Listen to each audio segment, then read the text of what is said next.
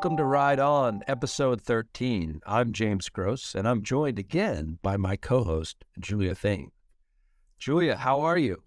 Yeah, good, James. Although I'm not sure that this counts as episode 13 if I wasn't also on episode 12. This is episode 12, version 2, I think. Yeah, well, we can leave that up to the viewers. No, okay. I'm a popularity contest. I come back for like 10 seconds, James, and already shade. I mean, there was some comments about James, maybe you could go alone on this, like start near, like near. But to be starting. Yeah. All right. We'll keep this friendly competition going to episode 13, version 2. And you're back, Julia. Back. Tell us about your trip. How was it? Yeah, no, it was fantastic. I was riding in Mexico City. I was riding in Bogota. I visited some friends. James, I think we've talked about this, but my background's in urban design. So I have a master's in urban design and went to visit some of my friends who live in Mexico City and Bogota. So the fun part about it, among so many other things, is that I had friends who were planners, architects.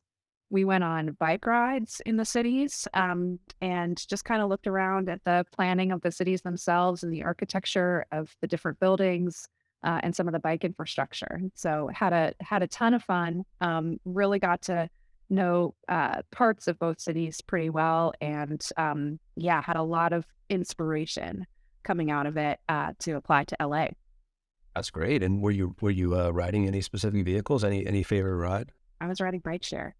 And I was actually really impressed. So the last time I went to Mexico City, bike share, you had to have like a special card and be a Mexico City resident. This time it was super easy to, download the app, unlock, be able to ride right away. It's not a very expensive system to use. Same thing with Bogota. The tech was a little bit tougher, but in both places, actually, I had e-bikes as part of the bike share program. So, definitely changed the experience. I found that at least in the places where I was riding in Mexico City, the bike lane infrastructure is pretty good. Or they have separated bus lanes where bikes can ride. In Bogota, it was a bit rougher. You really cannot ride on the streets. There are some separated bike paths that are legacies of Peñalosa, so one of the multi-term mayors in Bogota, who's like famous in the transportation world for bus rapid transit. But yeah, really, really interesting, really wonderful being both places. Great. Well, we're regardless of what the audience says, I'm very happy to have you back. The audience. So good to have him back.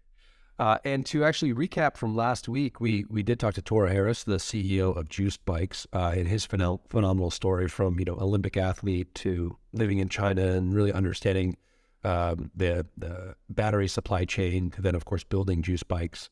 And for another week, we're going to extend the giveaway of the Rip Current S, that Juice Bike that we're giving away, which is a fantastic bike. And, we've already got a lot of people commenting about how awesome that bike is, and from actually Juiced riders from watching the show last week. So we'll do that giveaway for another week. And again, to enter that giveaway, you just go to ridereview.com to enter. One other announcement is, of course, with Micromobility Europe coming up in the newsletter. On Thursday, we announced our after party in Amsterdam with McKinsey, who is the headline sponsor of that after party. At, I think how you pronounce it, it's Plek, which is this really cool venue. So just wanted to shout out that announcement that we'll have a really cool after party. And again, if you subscribe to the newsletter, you'll see that in our announcement. And Julia, are you coming to the after party? That McKinsey after party? I mean, do I have a choice? I think I'm going. I think I have to go. That's right. You hear it. So you are absolutely going to be there. I've been a lot of comments about maybe what your attire will be. What will Julia be wearing? I think I'm not in Amsterdam. Yes, I love that idea. Wow, that is great. Did you see actually David Byrne brought his bike to the Met Gala? I did. How do we feel about that though? Is that like a prop or like are we making like are these vehicles props, or I mean? Oh, interesting. No, I mean, have you read his book? I forget what it's called. I think it's like the Bicycle Diaries. Yeah, it's really good. I mean, basically, it's like a series of vignettes about going to different places and riding a bike around. Okay. And yeah, no, it's worth reading. Bicycle Diaries. So I think, I mean, I'm not positive, but I think he rode his bike to the Met Gala. Great. Okay. I'm all for it then. That's wonderful. I thought it was like a fashion statement thing. And I mean, who cares about that too? That's like a good thing. yeah, you're right. You're right. Media is media, right? So like whatever, as long as there's a vehicle in the picture, I think it's great if he rode. That's really good. Ride vehicles, right? Sometimes when you can. Any other announcements? Any announcements on your end, Julia? No, I mean, James, I think the only question we haven't discussed is whether there's going to be new merch from Micromobility at Micromobility Europe. Yes, there's going to be some new merch. We're coming down to the deadline here in early May with we're almost a month out from the show. But there is definitely going to be some new merch that I think is very rider friendly and rider approved for both women and men, that I think is going to be really exciting. So stay tuned for that. All right, that was very vague, but we'll wait until later. Great. Your answer is almost as mysterious as like Legrand's or Tengays when I tried to ask them about new vehicle launches. Right. Well, it's probably as important as those new vehicle launches too. So. That's true. That's true. This is industry changing, y'all. Yep. I like it.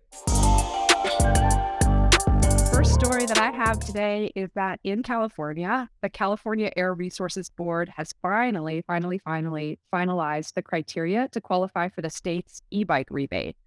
So James, we've been reporting on for a while how there's been a series of cities and states who are doing instant e-bike vouchers or e-bike rebates or e-bike incentives of all kind. In June, so just a little less than a month from now, same time as Micromobility Europe, the $1,000 voucher program is going to open to California residents. This voucher program is a little bit different than what you've seen in other places, where it is going to be available to folks making at or below 300% of the federal poverty level. And actually, I don't have it off the top of my head of what the federal poverty level is, but needless to say, this is a program that's really designed to serve those who need e-bikes or need micromobility devices to get around, and also who might not be able to otherwise afford these e-bikes. So James, like in many of the other e-bike programs, there's an additional $750 that will be made available for cargo or for adaptive bikes. I think that part actually is a little bit different from what we've seen in other rebate programs, where adaptive bikes are also included, making this program more inclusive. And then there's an extra $250 that'll be available to applicants who live in designated disadvantaged areas. So a bit more complicated of a program in terms of figuring out, all right, if I qualify through all of these different gates, then how much money will I be able to get off? But let's just say it's around $2,000 if you qualify for all of these things, and $1,000 if you qualify for just the first. So James, what do you think? I hate it. I'm so embarrassed for my state to actually put this forward. I saw some tweets about the call that happened, which sounds like it was an utter mess of a call that CARB put on to discuss this. And I should also disclose, as a kid growing up, I was, we were on welfare. I remember food stamps really well. I remember all that stuff very well. And this strikes me as like the worst type of program that really almost hunts out poor people and tries to identify them in the most confusing way possible. And I'm embarrassed. I'm shocked that this would be this confusing. And I mean, who knows if they're 300% below the poverty level? Right? I know. Yeah. What a marker. Adaptive bikes, like, oh my gosh, like it's so much buzzword equity jambalaya in here that like, it's just terrible. Like, I think it's an awful program. I hope it works, of course, because I hope poor people can get vehicles. But this is just a good example of just how far California has fallen from like any sense of just trying to get vehicles on the road. Like, this is, I don't know, like, how confusing is this? Who's going to understand this? Yeah, it's almost an academic exercise is what you're saying. It's like too many smart people got in a room and they were like, how do we design this perfectly? And then this is what they came up with. Yeah. And again, and from the calls, which again, people on these calls, I think are truly hopeful for this. Like the feedback is like, it's just incredibly confusing. And like, it's a lot of special interests trying to get their points across. So yeah, I'm not hopeful. And I as we're seeing every incentive come through, right? We had one from Washington this week. We had one from Pakistan this week. We had one from, we had a proposal from Australia this week, from Queensland. Like, this California one is the most confusing. And I wish our state could do better and make things money in the state. We have plenty of resources. We cannot seem to not trip over ourselves. And this is another example. Yeah, so that's interesting. Yeah. Not exactly the reaction I was expecting, but a good and honest one. I mean, I think what's happening here, James, is with the California Air Resources Board, they've made some missteps in the past in terms of electric vehicle tax credits and rebates, where, it essentially ended up propping up Tesla, right, and Tesla owners. And so I can understand from the policymaker perspective that when they talk about e-bikes, or when, even when they're talking about electric vehicle credits moving into the future, they're going to make an extra effort to try to be equitable and to at least try to target different consumers of these products themselves. I get what you're saying, though, in terms of making policy complicated. The more complicated it is, the lower utilization there's going to be. I mean, like half of my, day job, not a half, a quarter, maybe like 20% of my day job is about trying to demystify policy for companies, sometimes even for government, for other NGOs, just for people in general.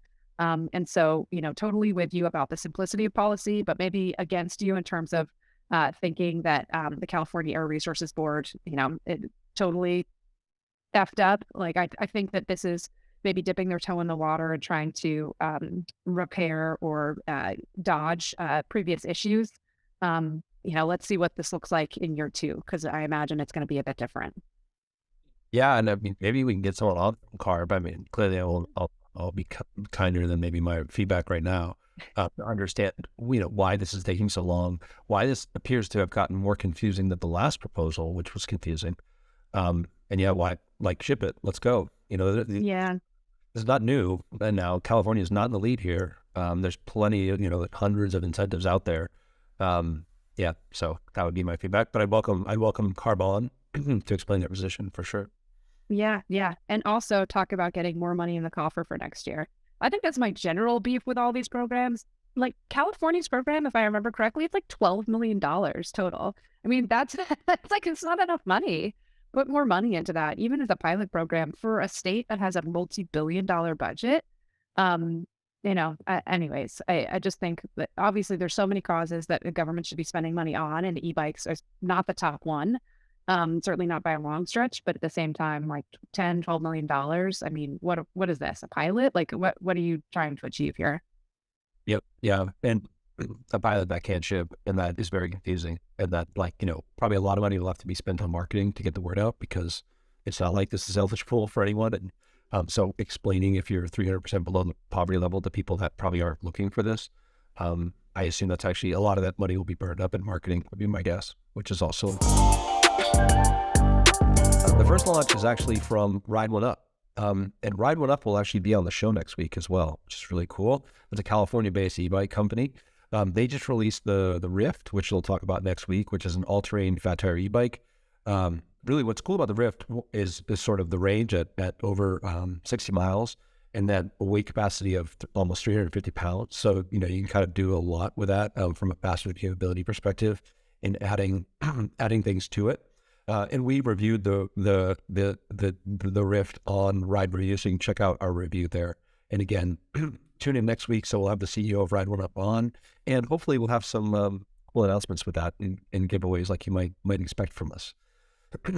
Second up is actually from Taiwan. Over in Taiwan, OK Go launched what they're calling their smart e-bike, and really living up to their name. This bike is carbon fiber frame, which you don't always see, of course, in e-bikes, which is cool. But it also comes with fingerprint scanning, voice command, and a radar module that alerts riders of approaching vehicles. What do you think about some of that stuff, Julia? Nope. Yep. Anti. Yeah. Yeah. I mean, no, I completely understand like why in school and the fact that it is a smart e-bike. James, I'm starting to go in the opposite direction. I'm like going all analog. I'm like considering going off the grid. I just need like a little bit of a break from fingerprints, from like face recognition, from voice command, a radar module that alerts riders of rear approaching vehicles. Like, I think that's a really good idea. And I think it helps with safety. But at the same time, I'm just like, I don't know. To me, it seems like too much. And I just worry about where all those data go. So I'm definitely, I'm definitely in the camp. I'm starting to be in the camp of folks who just want to like go back to analog times and dial up. Oh my gosh. Oh my Am I God. kicked off? Am I kicked off? I'm kicked off. Are we, boy, look at the Love sun. time. Yeah. Hey, please, where do we, I where don't do we, want wow, to be taken. I don't want to be taken anymore. like, can we still have electricity? Do we need, mobile, like, at our houses? Like, where does this stuff come? I don't know, Oh, James. Like, I'm gonna move today. I'm gonna move today. I cannot win with. okay, lost your mind. Oh, She leaves for 1 week. come on. Okay. Let's speak about this radar module real quickly. So Garmin as well announced a vehicle detection system. You think of Garmin as the watches and, sports performance. Um, this actually works on any vehicle, and it's $300, and it directly attaches to your seat post, and it tells you of oncoming vehicles. It also has a really cool built-in light that basically tries to tell the vehicle that you're there as well. So it shines up to 100 feet, fairly bright, and identifies and show, kind of tried to warn the vehicle that as a cyclist you're in a lane. It can vibrate on your Garmin watch. I'm not sure about like an Apple Watch. And then there's it can work with a built-in display. So I'm guessing you don't like that either, actually. No, no, no. I actually like that better. The reason I like it better is because I think it's not only important for the cyclist to be aware of, their surroundings, whether a car's in their blind spot or whatever, although I don't know if a bike really has a blind spot. But similarly, I think it's actually, or, conversely, I think it's actually even better for cars just to be aware of where bikes are. Having this ability to be able to like shine a light or, make the bike, maybe not physically bigger, but just like metaphorically bigger is really important. So that I'm actually very curious if any of the viewers of our show use this Garmin device and what they think of it, and whether or not that accomplishes this safety aspect of making sure that cars see you rather than you just seeing cars. Okay, I have to interrupt this programming for one other question for you, Julia, because I'm very intrigued by this. So a lot of bike safety programs, of course, teach you how to signal with your arms, right? If you've been through any bike safety, the idea is you use your arms for signaling. If you've ever ridden a bike, you know how dangerous it is to actually take a hand and an arm and move it out into traffic, right? In whatever way you need to. We've invented the concept of a turn signal in a car, right? And it's everyone understands it, the right blinker, the left blinker. I think it's completely been internationalized around the world. Why, and so one question I have is, why don't all e-bikes come with turn signals? And like, I've heard people in the e-bike community say, no, it shouldn't. The way we can, the acoustic model is better. And I don't understand this argument at all. How is that safer? How is that better? But the only argument I can think of is this is like, we should go back to the Stone Age and we should stop using anything. And we should use our hands as signals. Like, where do you stand on that argument? Yeah, yeah. I mean, like, I struggle to lift one arm off of a bike, let alone two. Like, I have been for years trying to like be one of those really cool people who is able to ride a bike without, using their arms at all. Like, I still can't do it. So I'm totally not in the camp of like using your arms for turn signals. I think it is an interesting idea for to have turn signals on the e-bikes themselves. Like, I don't know whether or not people would use it. I'm honestly also not sure why it just hasn't happened already. It seems to me like it wouldn't be that difficult from a technology perspective. Like, that's a very easy add-on, no? But I guess the only thing I would say is that with bikes and bike riding, sometimes it's helpful to keep cars on their toes. In terms of like they have to be aware of where you are and what you're doing and whether you're going to turn right or not. So, maybe there's something to be said for that. And like, it actually increases your safety not to be signaling where you're turning or whatever. Maybe you mess up and you say you're going to go right and you end up going straight instead. Maybe that helps. But the short answer is, I don't know. It seems like the tech is not that hard. And you're not like anti it, right? You're not like, this is part. No, I'm not anti it. I'm anti using your arms to do it. I think it's just like, it looks silly. It looks terrible. Yeah. Okay. So anyone in the comments, I would love to get into a fight about this. Like, why should we be using our arms as opposed to, having signals, which are universal? Let's hear from you. Okay. I'm going to go through a couple more real quickly, and then we have a special guest coming on. So the historic British bike maker Raleigh actually announced a new compact cargo bike, which looks really cool. It's called the Modem. And in the classic, like sort of what I think of a lot of the British bike maker ways, it has 100 miles of range. It's got the Bosch motor and a 500 watt battery. And it has handlebars that twist like 180 degrees without having to fold it. So like if you need to get it into a tight space, and I always love that idea, right? Like, you have that, you ever try to get into a tight space and you're like, oh, I can't, the wheel. And then imagine if you just turn the handlebars 180 degrees. Wouldn't that be awesome? Why don't more just turn it? You just take a left turn. Yeah. Great. And then it's the same as your wheel. So then you can just be straight with your wheel and your auto 8. You still have your pedals, which are a little bit larger, but I love that idea. So shout out to Raleigh. And it also just looks like a really cool vehicle. So I'm excited to see where it goes. Okay, I have more, but we also have a guest on. And who also has the vehicle launch announcement. So I'm going to invite our guest up here. Yeah. Hello. Bonjour. Comment ça va? Ça va très bien, je vois que I can see that your French is good. Ah, merci beaucoup. Let's do it in French if you want. Yeah. Oh, yeah. I didn't like that very much. I would love that. That would be amazing. Grégoire, Lieurade, the co-founder of Voltaire. Wonderful to have you on the show today. That was my best. Now I'll let Julia say your name. So yeah, you can say Greg if it's easier for you. Usually when I go in an English-speaking country, Grégoire disappears immediately. So that's great though. Well, thank you for joining and thank you for us. Thanks for having me. Be a good sport. So in terms of the story of Voltaire, just really quickly, I know you started this towards the end of 2018 with your partner, Gabrielle. Ekale, is that how you say his last name?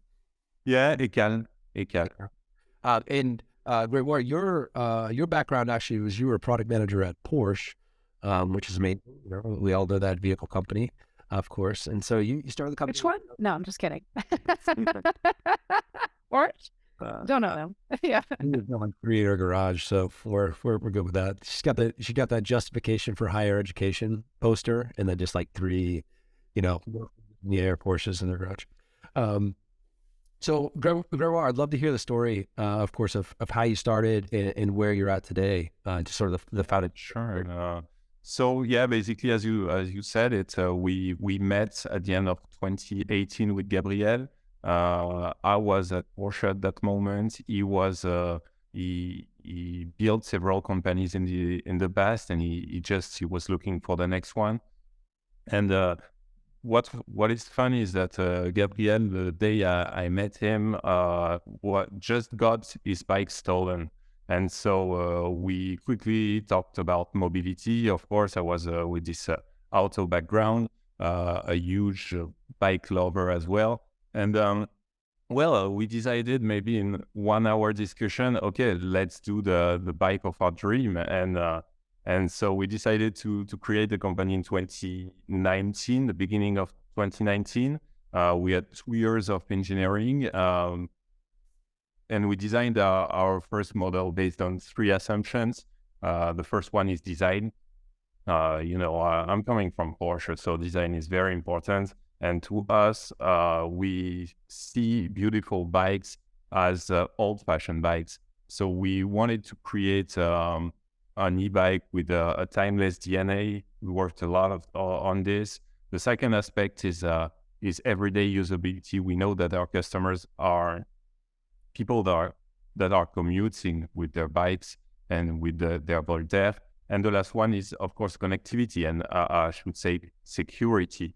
Of course, seeing that beginning the story with a stolen bike, we wanted our bike to be almost impossible to get stolen.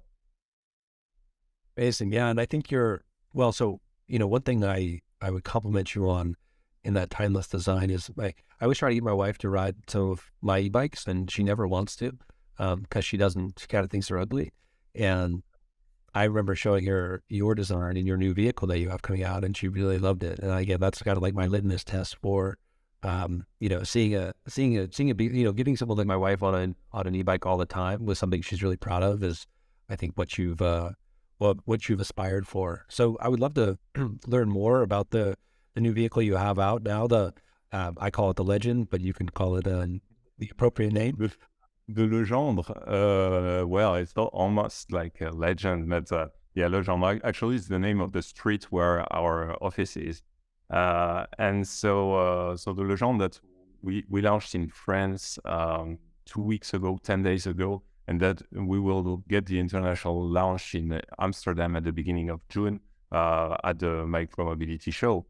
So that will be a nice event as well. So the Legendre is of course inspired from our DNA. So the design, of course, we stick to this timeless DNA. We of course had to work on a different frame, the diamond frame, to make it sportiest, because obviously everyone likes the first model, but a lot of people were asking for something more sporty, maybe let's say like a Van Move style bike.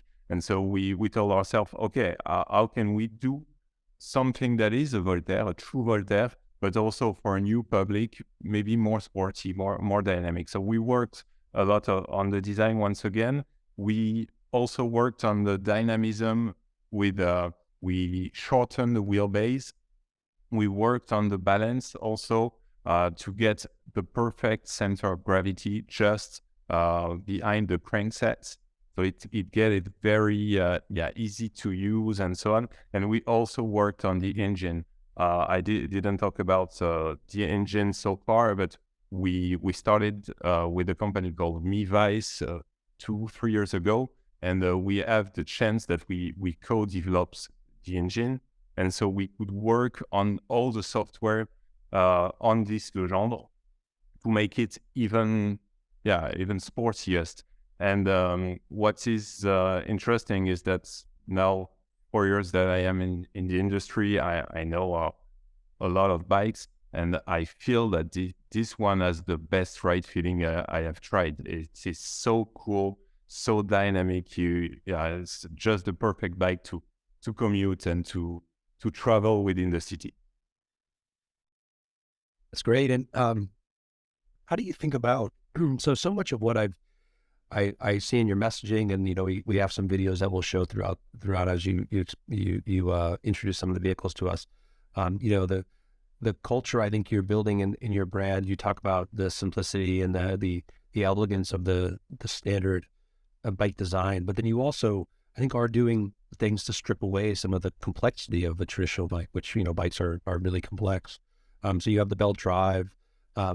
And are there other things that you can imagine in the future you'll continue to strip away to keep that the beauty and the elegance of the bike design, but make it less complex? Because I agree with your messaging that a lot of the barriers to entry for people are just bikes are complex, so they're hard and they're hard to fit.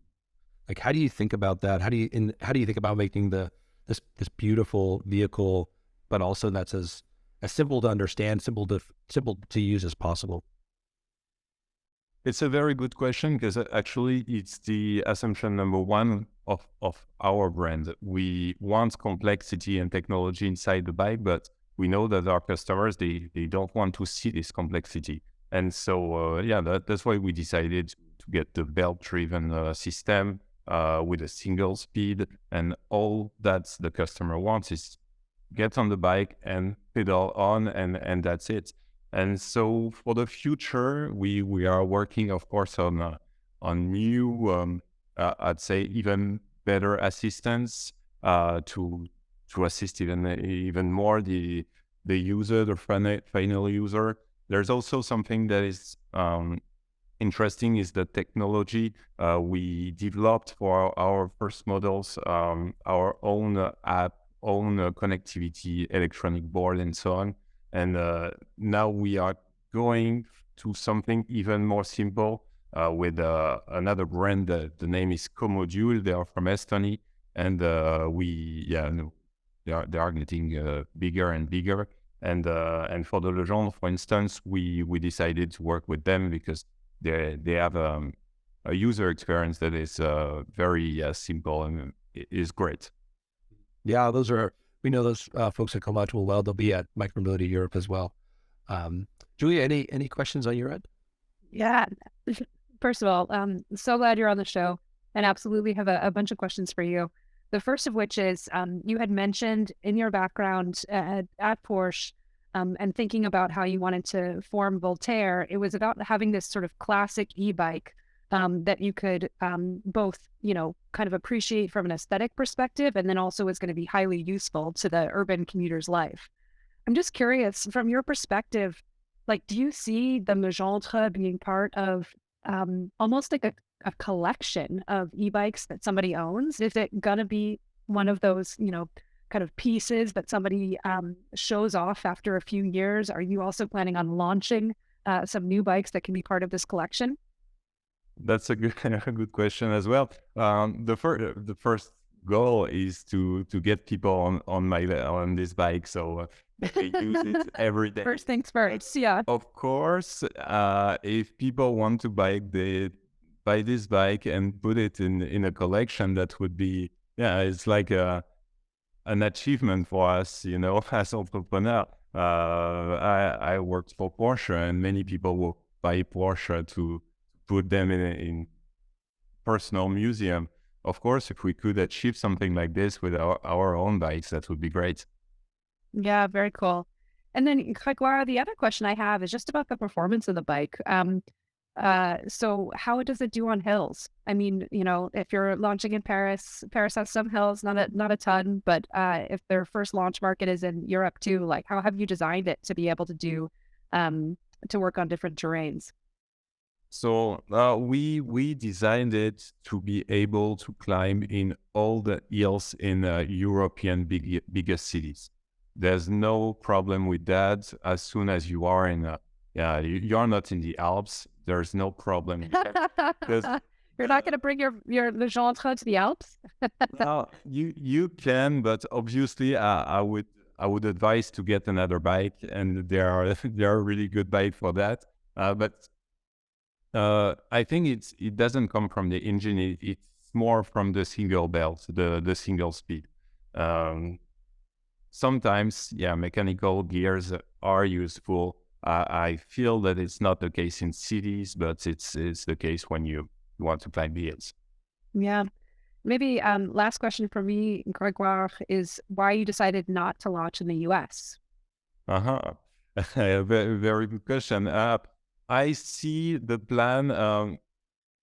I'll try a comparison. You tell me if you understand it. But let's say that we are hot talents, bowlers, basketballer. Maybe we will play in the NBA one day, but we need, first of all, to be the best in France, go to the first division. If we are the best in France, we are not yet, but we are for sure the most dynamic brand. We can go to the EuroLeague, and this is exactly the step where we are now, going in Germany, UK, Portugal, Spain, and then US would make sense, but okay. That we need to do it step by step. Yeah, no, I love this. I love this analogy. That's perfect. So in that analogy then, and now I'm going to ask you my final question. Who do you think is LeBron? Which e-bike brand do you think is LeBron James? Or Michael Jordan? We can debate whether or not you think either is the GOAT. There's no LeBron. Not yet. Not yet. The market is not saturated enough. So we have many hot prospects, but at the end of the day, there's not the GOAT is not existing yet. Oh, okay. I like this take. This take is great. We're gonna have to bring this to Micromobility Europe, James, and maybe have our own draft. We should draft. We need a bracket. Cool. That would be really cool. Let's draft. Wonderful analogy there, Grégoire. And I agree, it's too early. You know, we're in the NBA in the 1960s, so you can't declare GOAT yet. Very good answer. Yeah, I can't wait to see you. And Grégoire will be on stage with us at Micromobility Europe as part of the Pechacucha style launches. So Grégoire will be with quite a few other founders doing a launch on stage, and it should be awesome. And you know, can't wait to actually ride the bike in person, Grégoire. And you definitely have a customer when you do come to the NBA in America here. I'll put in because I would Good to know. I would love to. So yeah, awesome work. And yeah, we'll see you soon at Micromobility Europe. Great. See you in 1 month, and thanks again for having me. Yeah, you as well. See you, Greg. Bye-bye. Bye. Hey, what do you think of the Voltaire? I mean, I think it looks beautiful. I'm actually very much looking forward to seeing it in person. I think they have a pretty specific use case and a pretty specific target customer that they designed it for. And so, you know, when I asked that question about it being part of a collection, I really meant it, which is, you know, not so much that it would be a Porsche that would sit in the garage and you'd never use it. Maybe people drive their Porsches more often than I think they do. But more so that it was a bike that needs to be slotted in with other bikes or other micromobility devices in order to round out your experience and your travel needs or travel desires. So I think it looks really cool. I'm excited to see it in person. And, you know, I've said this many times, James, but I'm all about, and if, you know, for me, and when I can afford it, I'm all about an e-bike library or micromobility library. So it'd be fun to have that as a piece in the museum. Yeah, I think you know, we'll show the B-roll, of course, but it to me is, you know, I lived in New York for 10 years, New York City. Like I would love to ride this vehicle in New York. I think it's like, it has that romanticism. It just feels like a fun urban vehicle, and like that, you know, go into Washington Square Park or go into Battery Park or Central Park. Like, and I agree with your vibe where it's like, maybe it's my weekend ride.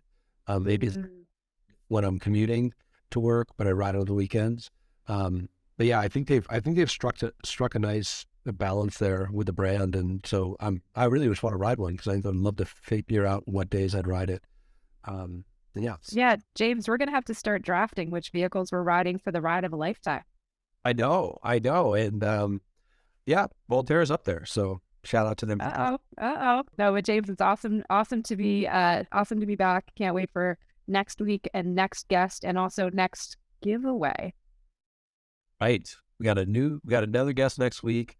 Shout out to Juiced and the, you know, Rip Current S. Go submit your email to radereview@radereview.com for the giveaway, which we'll announce next Thursday too.